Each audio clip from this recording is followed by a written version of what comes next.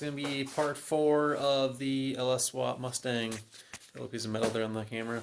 Alright, I'm going to start working on the tranny lines here. So,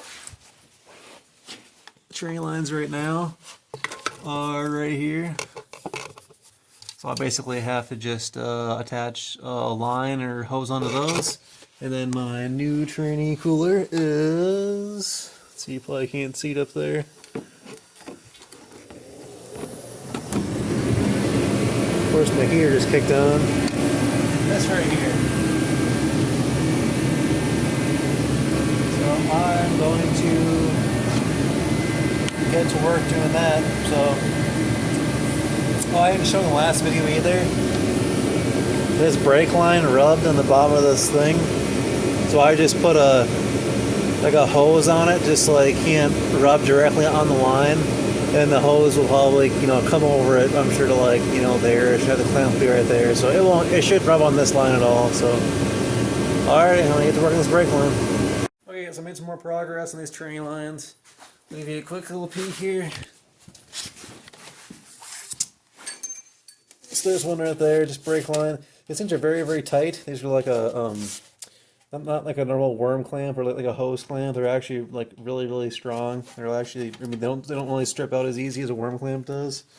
And then, so here,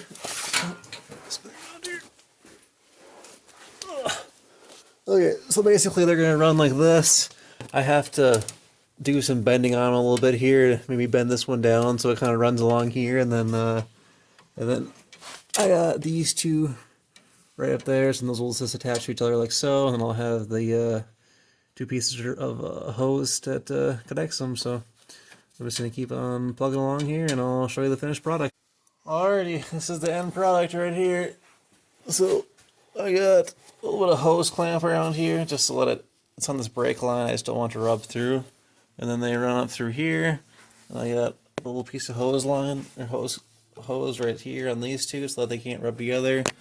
And then they go up and they attach to the lines right here. And then I have a little bit of hose up where it's touching the one side of the body, just because, I mean, this motor is not meant to be in here, so it's kind of a tight squeeze. And then, so my header's right here. It's a little close to the tranny line, but the metal line's right next to it. And I think I'll just heat wrap the elbow that comes off my downpipe. And then the exhaust will just run down over there. Working on the wiring harness now. It's kind of a rat's nest, and I didn't, I'm just using the factory harness. I didn't get like a harness rework or anything. I'm just kind of, like I said in my earlier video, just trying to do this as cheap as possible. So, it's a work in progress. So, I have got the wiring harness on here, and I'm trying to just kind of see, what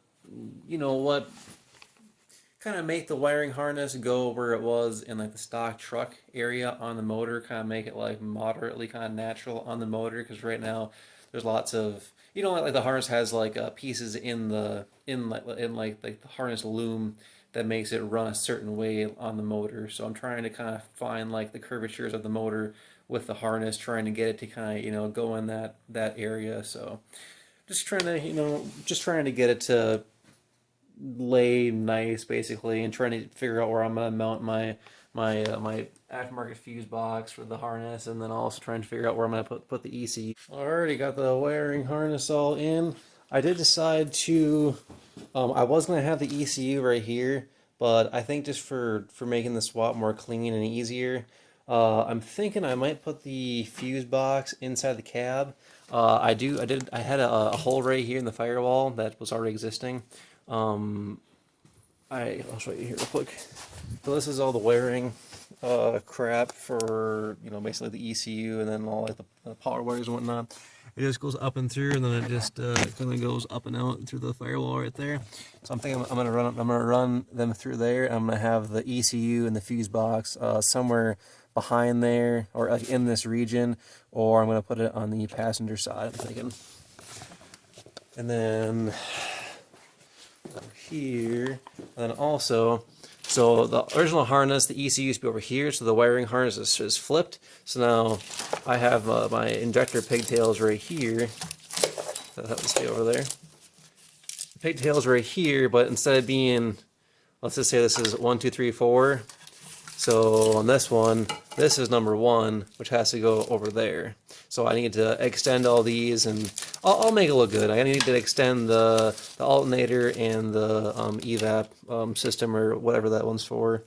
And then I think this is just for like air conditioning and other little bits of just BS. Yeah, because I clipped this. Yeah, that's the air conditioning. So, and then I gotta get the push button start figured out still, and then yeah, I mean, it's going pretty good. I just put the coils on there just to see if I had to extend the coil plug.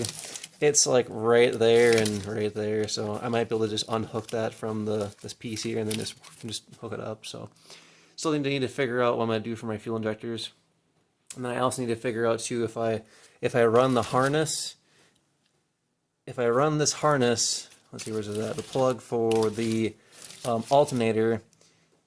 If I run this harness with the alternator and then run this wire that goes to the fuse box for the alternator on here, if that'll charge the battery or not. So it'll be kind of a trial and error. Maybe I'll do some research, but I'm thinking tomorrow I would like to get all of the harness stuff buttoned up, and then I'm thinking I'll send out my ECU maybe on Monday.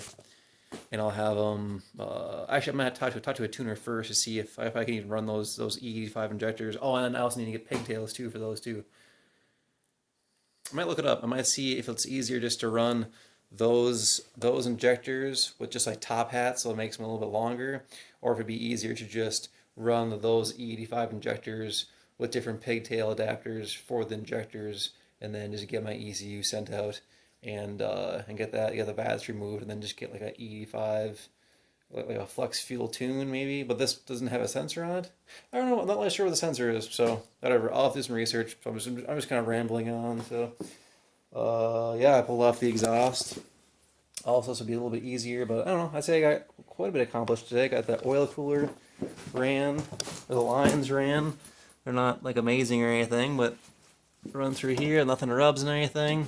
And then, yeah, I got the harness. And I also fed that harness through the firewall from this direction. And yeah, it took a while, and I made sure I didn't hurt any wires or anything, trying to pull them out of there. But yeah, it definitely was an SOB trying to get that out of there. So, and I also need to get a fuel adapter too for this, because this ain't gonna fly. Just this hose on here. So I'll have to get one of those like GM like things that go onto that fitting, and then I'll have to just get like a barb to put that on there. So I think I might order that tonight.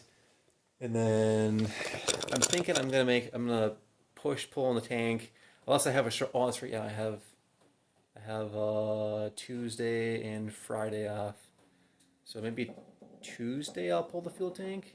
It'd be kind of nice to pull it out of here and then back it in, so that the car, so that the back of the car is where the front is right there. But I mean, if I have to, I can push it all the way up to like here, and I'll have some room back there.